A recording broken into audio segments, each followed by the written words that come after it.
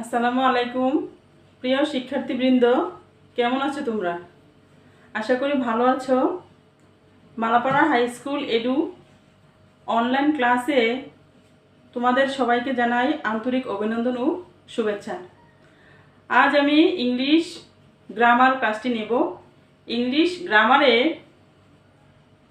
গ্রামারের অংশ চেঞ্জিং সেন্টেন্সে আমি অ্যাফার্মেটিভ টু নেগেটিভ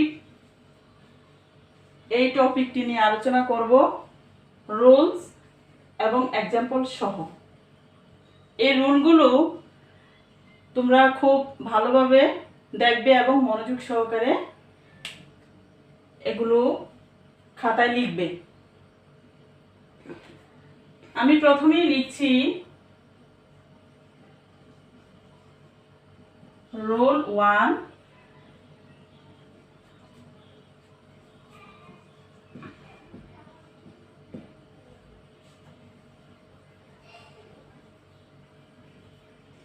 সামটাইমস যুক্ত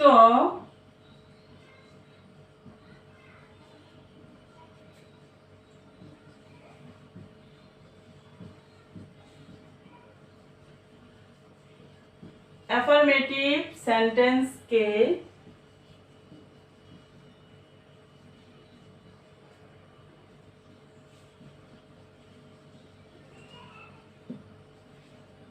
নেগেটিভ করতে হলে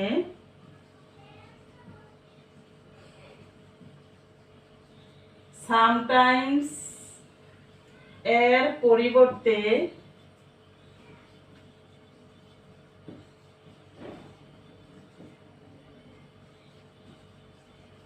নট অলওয়েজ বসবে।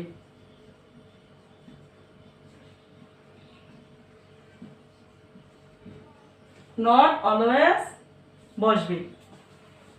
শিক্ষার্থী বন্ধুরা, আমি কি লিখছি তোমরা শুনো। সামটাইমস অ্যাফার্মেটিভ সেন্টেন্সে যদি সামটাইমস থাকে, অ্যাফার্মেটিভ সেন্টেন্সে যদি সামটাইমস থাকে, তাহলে নেগেটিভ করার সময় সামটাইমসের পরিবর্তে কি বসবে? নট অলওয়েজ বসবে। নট অলওয়েজ বসিয়ে কি করতে হবে? নেগেটিভ করতে হবে। আমি একটি এক্সাম্পল লিখছি।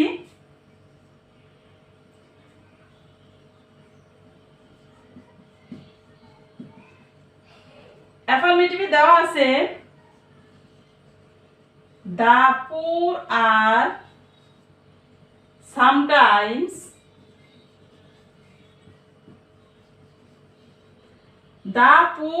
sometimes unhappy.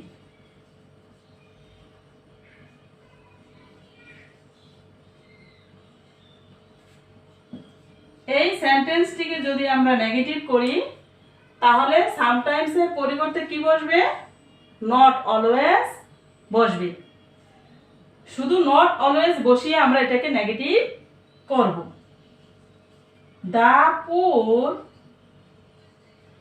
আর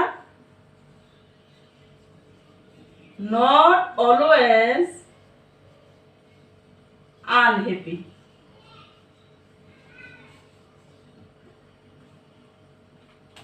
তাহলে কি লিখলাম? The poor are not always unhappy. এর পরবর্তী রুলটি দেখো।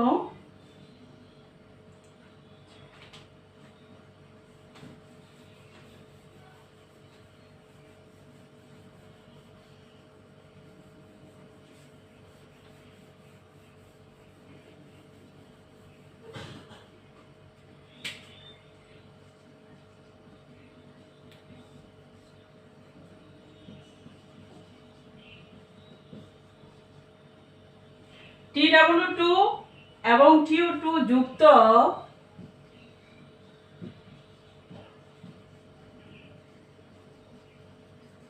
অ্যাফার্মেটিভ সেন্টেন্সকে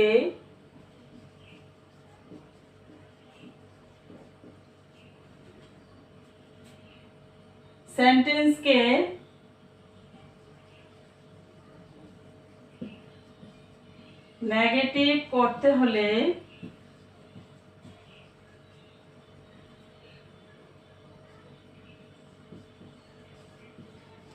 নিচের স্ট্রাকচারটি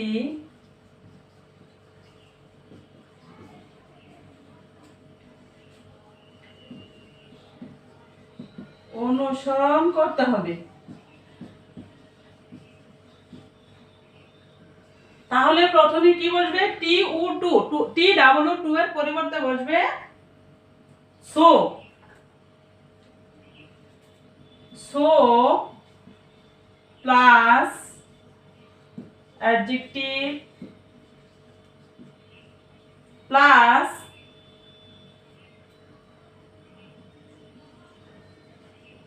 that plus subject plus can not বা could not.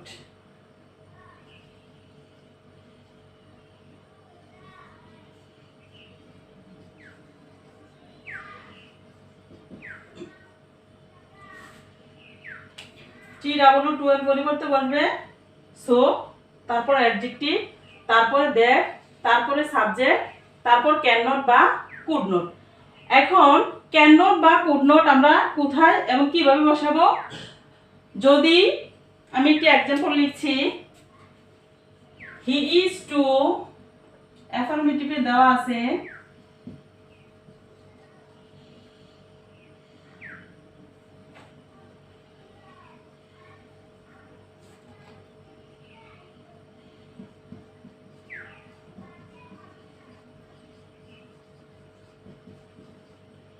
he is too weak to walk। এই সেন্টেন্সটিকে যদি আমরা নেগেটিভ করি তাহলে কিভাবে করব? প্রথমে হি ইজ, এই টু এর পরিবর্তে বসবে সো, তারপরে দেওয়া আছে অ্যাডজেক্টিভ উইক, এটা অ্যাডজেক্টিভ, হি সো উইক, তারপর দ্যাট, তারপর সাবজেক্ট, সাবজেক্ট এখানে কি আছে? হি। এখন ক্যান নট এবং কুড নট এর ব্যবহার আমরা কিভাবে করব? অক্সিলারি ভার্বটি যদি পাস্ট টেন্সে থাকে তাহলে কুড নট বসাতে হবে, আর যদি প্রেজেন্ট টেন্সে থাকে তাহলে ক্যান নট বসাতে হবে। তাহলে এখানে ইজ, এটি প্রেজেন্ট টেন্সে আছে, প্রেজেন্ট ফর্মে আছে, সুতরাং আমরা এখানে কি লিখব? ক্যান নট লিখব। He is so weak that he can not walk.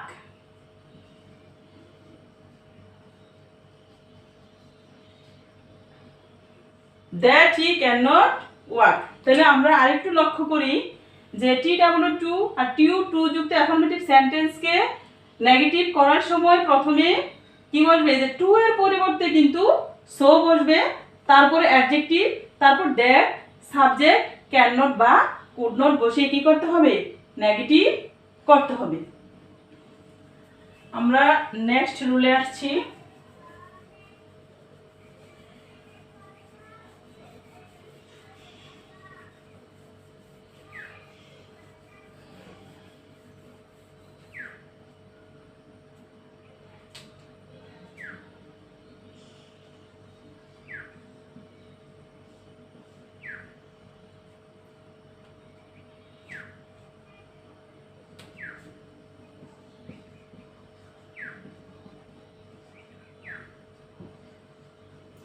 সেন্টেন্সে যদি must, have to, has to, affirmative সেন্টেন্সে যদি মাস্ট অথবা হ্যাভ টু অথবা হ্যাজ টু থাকে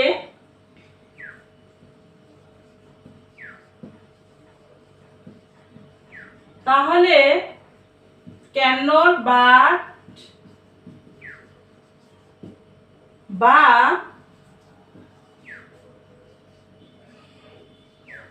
ক্যান নট হেল্প বসিয়ে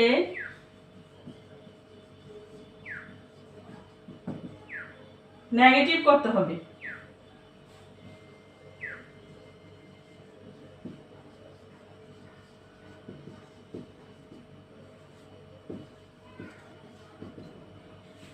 এই রুলগুলো কিন্তু মনে রাখতে হবে। যদি মনে রাখো তাহলে অতি সহজেই কিন্তু আমরা চেঞ্জিং সেন্টেন্স অ্যাফার্মেটিভ থেকে কিভাবে নেগেটিভ করতে হবে এগুলো সহজেই করতে পারবো। তাহলে কি থাকলে, মাস্ট থাকলে, মাস্ট থাকলে অথবা হ্যাভ টু থাকলে বা হ্যাজ টু থাকলে কি হবে, ক্যান নট বাট অথবা ক্যান নট হ্যাভ বসবে। যদি ক্যান নট হ্যাভ বসে তাহলে ভার্বের সাথে কি করতে হবে, আইএনজি যোগ করতে হবে। যেমন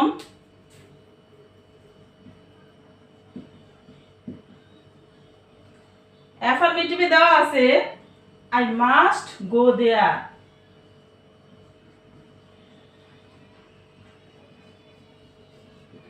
I must go there.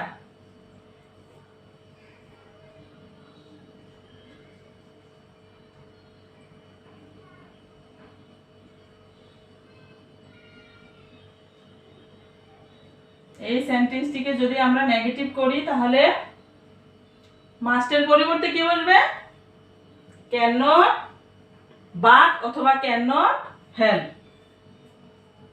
I cannot but go there. I cannot but go there.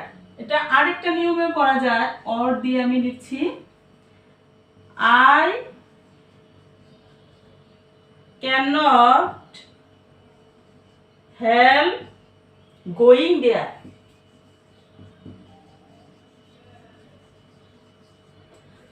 I cannot help going there. এটা কিন্তু আমরা দুইভাবেই করতে পারি। যদি cannot বাদ দিয়ে করি তাহলে ভার্বের সাথে আইএনজি যোগ হবে না, আর যদি cannot help দিয়ে করি তাহলে অবশ্যই কি করতে হবে, ভার্বের সাথে আইএনজি যোগ করতে হবে। তাইলে আমরা কি জানলাম, যদি অ্যাফার্মেটিভ সেন্টেন্সে must, have to, has to থাকে তাহলে নেগেটিভ করার সময় ক্যান নট বাট অথবা ক্যান নট হেল্প বসিয়ে নেগেটিভ করতে হবে। যদি ক্যান নট হেল্প বসে তাহলে ভার্বের সাথে আইএনজি যোগ করতে হবে।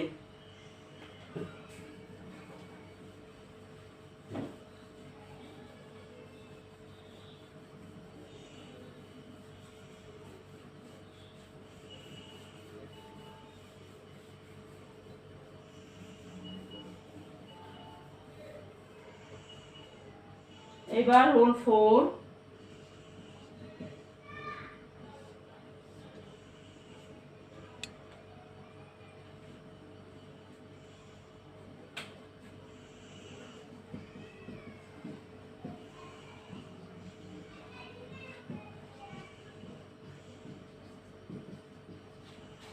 affirmative sentence A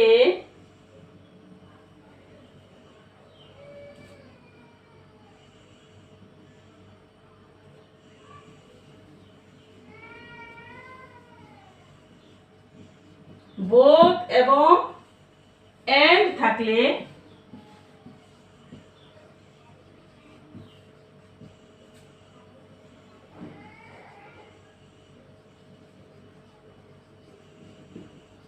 তার নেগেটিভ করার সময়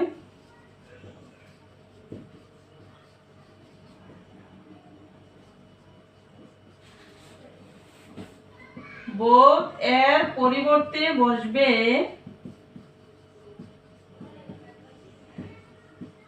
not only।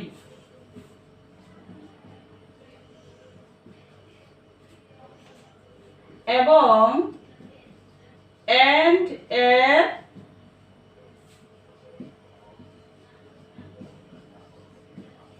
পরিবর্তে বসবে বা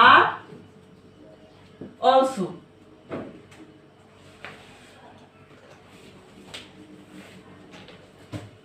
যদি both এবং and থাকে তাহলে both এর পরিবর্তে বসবে কি not only, আর and এর পরিবর্তে বসবে but also। তাহলে আমরা একটা एग्जांपल দেখি।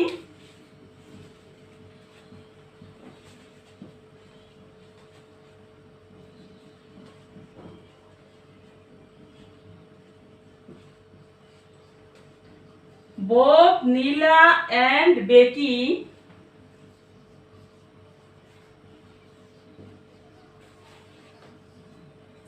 made an air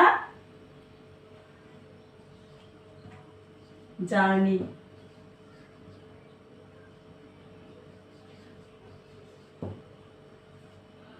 Both Neela and Becky made an air journey. এটাকে নেগেটিভ করব। শিক্ষার্থী বন্ধুরা একটু লক্ষ্য করো, বোথের পরিবর্তে কি বসবে?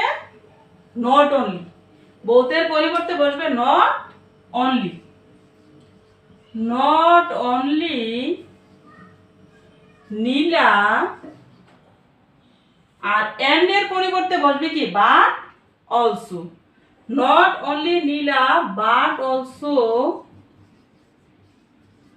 বেকি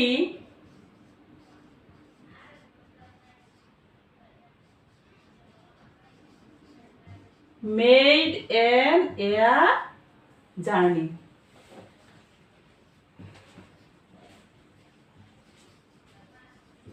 শিক্ষার্থী বন্ধুরা, এই প্রত্যেকটা রুলের পাশাপাশি এক্সাম্পল দেওয়ার উদ্দেশ্য হলো, এক্সাম্পল দিলে কিন্তু আমরা এই রুলটুকু খুব সহজেই মনে রাখতে পারবো। এজন্য আমি প্রত্যেকটা রুলের সাথে একটি একটি করে এক্সাম্পল দিয়েছি তোমাদের সুবিধার্থে বোঝার জন্য।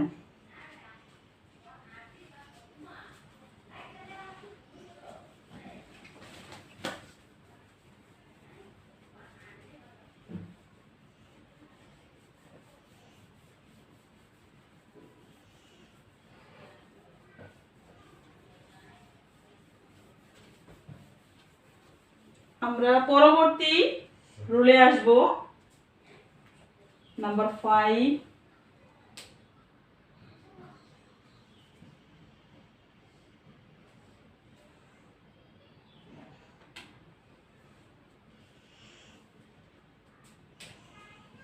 এস ধরো এর যুক্ত অ্যাফার্মেটিভ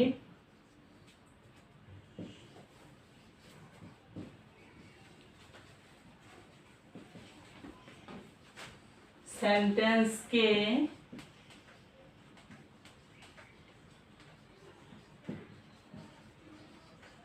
নেগেটিভ করতে হলে প্রথম এজের পরিবর্তে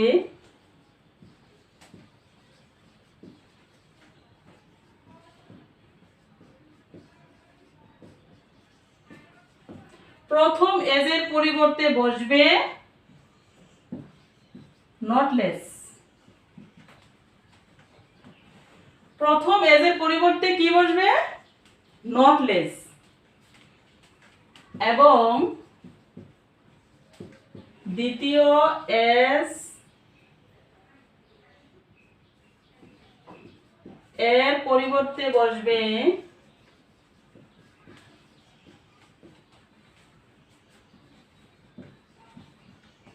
দেন। তাহলে প্রথম এজের পরিবর্তে কি বসবে? নটলেস, আর দ্বিতীয় এজের পরিবর্তে বসবে দেন।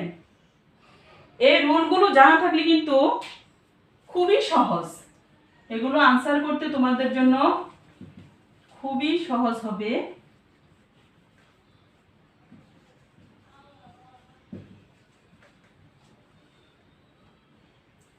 মাসুম এন্ড বেকি, আমি আরেকটা এক্সাম্পল দিচ্ছি।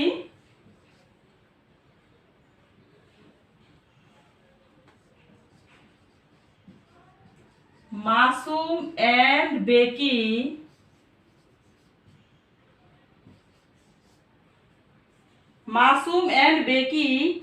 are as wise as Neela.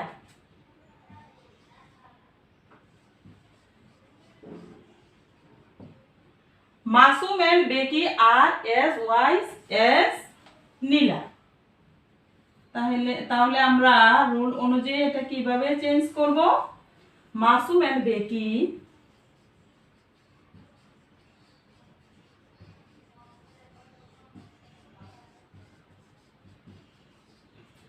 R,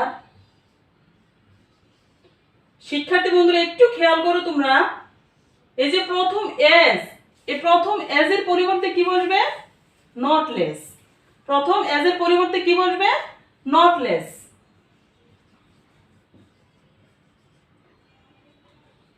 not less wise. এবং দ্বিতীয় এস এর পরিবর্তে কি বসবে? দেন। কি বসবে? দেন বসবে। দেন নীলা। তাইলে আমরা অতি সহজে এটা চেঞ্জ করে ফেললাম। আমরা কিভাবে করলাম? যদি রুলটুকু আমাদের জানা না থাকে তাহলে এগুলো মনে রাখা বা সঠিক উত্তর দেওয়া কোনো ক্রমেই সম্ভব না। Masum and Becky are not less wise than Nila.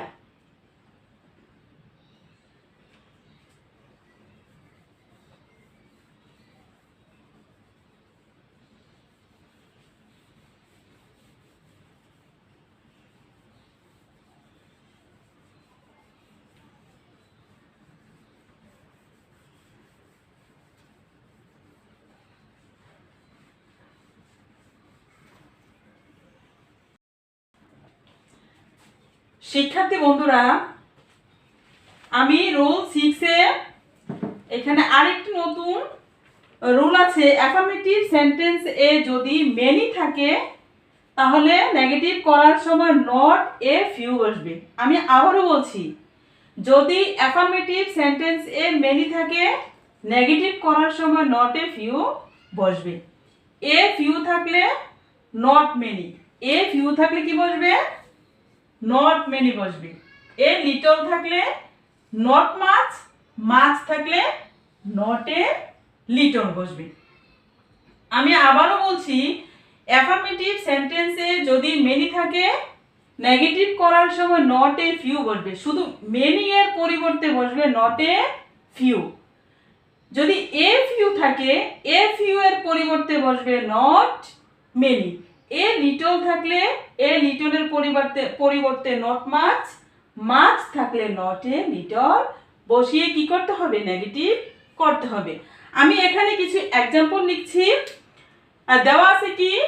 There are many boys, there are many boys in the field. তাহলে রুলে আমরা কি দেখছি? যে মেনি থাকলে কি বসবে? মেনি থাকলে বসবে নট এ ফিউ। এই মেনি এর পরিবর্তে নট এ ফিউ বসিয়ে তুমি কি করতে পারো? নেগেটিভ করতে পারো। তাহলে आंसर এখানে কিভাবে হবে? দেয়ার আর মেনি এর পরিবর্তে বসবে not a few. There are not a few boys in the field. Next যে উদাহরণটি, I have a few friends. তাহলে এ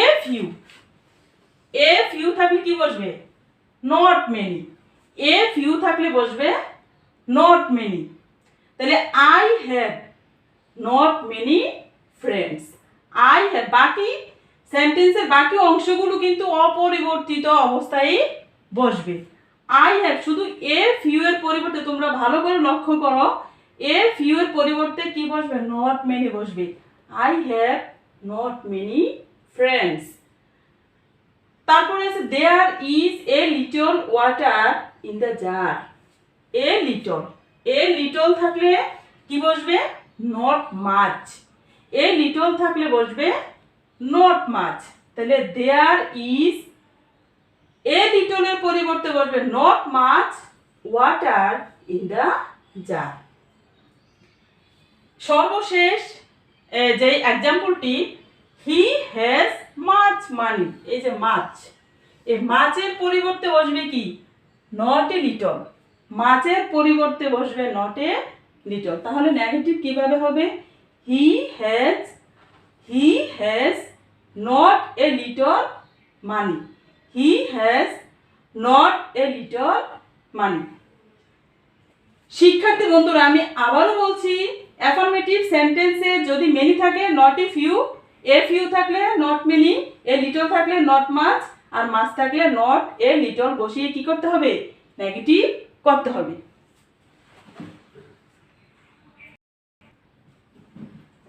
সুপারলেটিভ, ডিগ্রি যুক্ত অ্যাফার্মেটিভ সেন্টেন্সকে নেগেটিভ করার সময় নো আদার বসিয়ে কি করতে হবে? নেগেটিভ করতে হবে।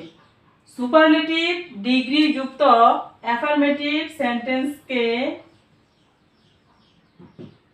নেগেটিভ করতে হলে কি করতে হবে? নো আদার বসিয়ে করতে হবে। যেমন he is the best boy in the class, he is the best boy in the class. সচরাচর আমরা এটা সুপারলেটিভ ডিগ্রি কিভাবে বুঝবো?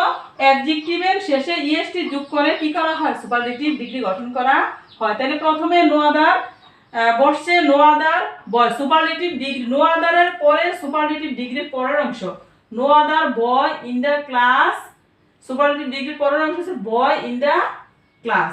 তারপরে ভার্ব ইজ, তারপরে এস, আর সুপারলেটিভ ডিগ্রির পজিটিভ ডিগ্রি। তাহলে পজিটিভ ডিগ্রি হবে কি? গুড, এস হি, সাবজেক্ট বসবে। No other boy in the class is as good as he, এভাবে নেগেটিভ করতে হবে। কম্পারেটিভ ডিগ্রি যুক্ত অ্যাফার্মেটিভ সেন্টেন্সকে নেগেটিভ করতে হলে এই স্ট্রাকচারটি অনুসরণ করতে হবে। দ্বিতীয় সাবজেক্ট অর্থাৎ সেন্টেন্সের শেষের সাবজেক্টটি প্রথমে বসবে, তারপরে ফিনিট ভার্ব, তারপর নট, এস, তারপর পজিটিভ ডিগ্রি, তারপর এস, তারপর প্রথম সাবজেক্ট। যেমন he is better than I, he is better than I. সাধারণত অ্যাডজেক্টিভের শেষে ইয়ার যোগ করে কি করা হয়? কম্পারেটিভ ডিগ্রি গঠন করা হয়। তাহলে দ্বিতীয় সাবজেক্টটি প্রথমে বসবে। এই দ্বিতীয় সাবজেক্ট কি? আই। আই, আই এর সাথে বসে ফিনিট ভার্ব এম, তারপর নট, তারপর এস।